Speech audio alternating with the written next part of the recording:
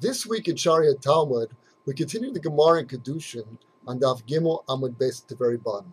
We want to give another try to the diuk that we made from the pasuk. It says V'yotze chinam ve'ein kesef. So originally we had difficulties with that, and we weren't able to learn it. But now we're going to give it a third try. I'm going to say, we could say that it makes sense that we can learn from the case when the slave girl goes out, that there's no kesef there, but we'll make an inference that there is kesef when a girl gets married, and that kesef goes to the father. So what's the difference between the original diuk? The original diuk we made was from adon la-adon. We said, just like this slave master does not get money, but this master, that adon, the father will get money.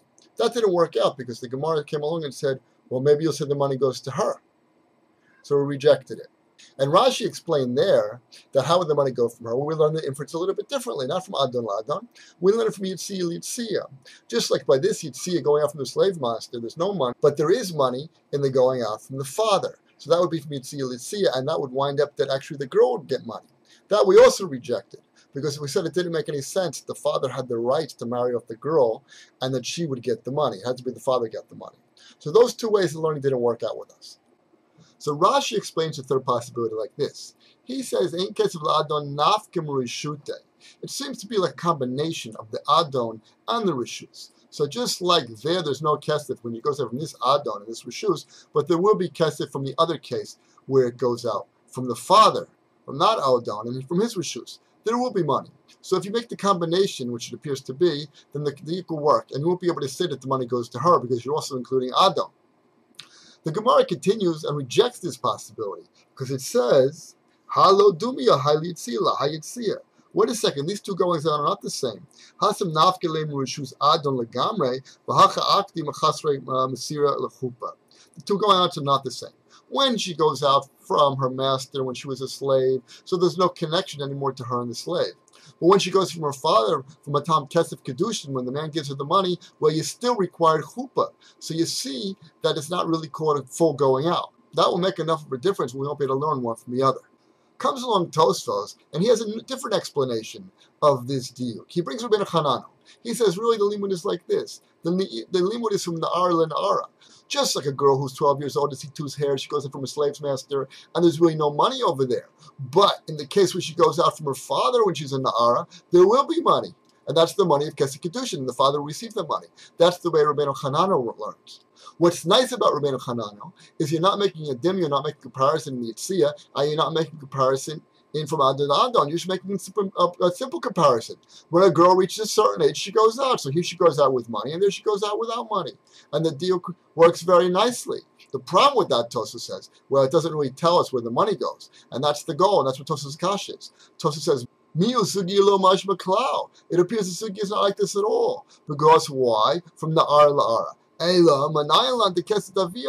Well, how do we know that the kesef goes to the father? If you make a dimyon between the ara and the ara, it doesn't tell you anything about the father, and that's the goal of the limud. The goal of the limud is to teach us that the money goes to the father. Therefore, Tosafoes rejects Rabbeinu Hanano. Tosafoes wants to explain. He says the dimyon is like this: if there was money in a case where she went out from the slave master, if there happened to be money there, well, that money would go to the slave master. So too, when she goes from the father, there should be money. Comes along the Marasha, and he has to explain, well, which money are we talking about? What do you mean if there's money by the slave master? There's no money in the case of the slave master. Yes, there is money. We'll have to make the dimyon from a katana to a na'ara. Where will there be money? Let's say she wants to buy herself out. She was sold for 6 years, but she wants to get her after 5 years. Well, then there's going to be money. Who's that money going to go to? The money's going to go to the slave master. And that will be just like the money goes to the slave master, so to the father when the girl's in Na'ara, when she goes out, where the money goes to the father. The weak part of that is you have to make a dimyon between a katana, in the case of a slave girl, to the girl who's in Na'ara, in the case of marriage. But at least you learn that the father gets the money. The Marasha continues, and it has a difficulty also in Rabbeinu Hanano. He said, wait a second, if you want to learn the dimyon as Na'ara and Na'ara, well, there's no money at all in Na'ara. How you can even learn anything by money? When she goes out, both cases she goes out, she go out for free. When she goes out as a nara, there's no money there. You only have to come with the Tosafoes to say the money, if there was money, which means that when there was a katana, and she was trying to sell herself Magirion Kesef by getting out early, well, then there was money. But if you say like Rabbeinu Hanano, there's no money at all. Not only like Tosafoes says that there's how are we going to learn that the money goes to the father, but there actually is no money. The Marasha further brings the end of the Tosafoes, which I didn't say yet. The end of the Tosafoes says it's mashra from the Gemara to learn the way that he's learning. Why? Because the difficulty of the Gemara was, well, the Dimyon is not the same. In other words, we see that the going out by a slave girl is a total going out, where the going out of a girl who's getting married is only a partial going out because she needs chuppah. So that makes sense the way Tosafoes was learning, that the Dimyon, the comparisons, is in the going out. In other words, there was money by the going out when she was a katana, so too there'll be money when she's a nar and she goes out from her father's house. So it makes sense, the continuation of the Gemara. But Rabbeinu Hanano doesn't make any sense, because the Dimyon was just nar and the na'ara, a young girl to a young girl. What does it have to do with the fact that she's not totally out? We never made a Dimyon in that area. We never said anything about that.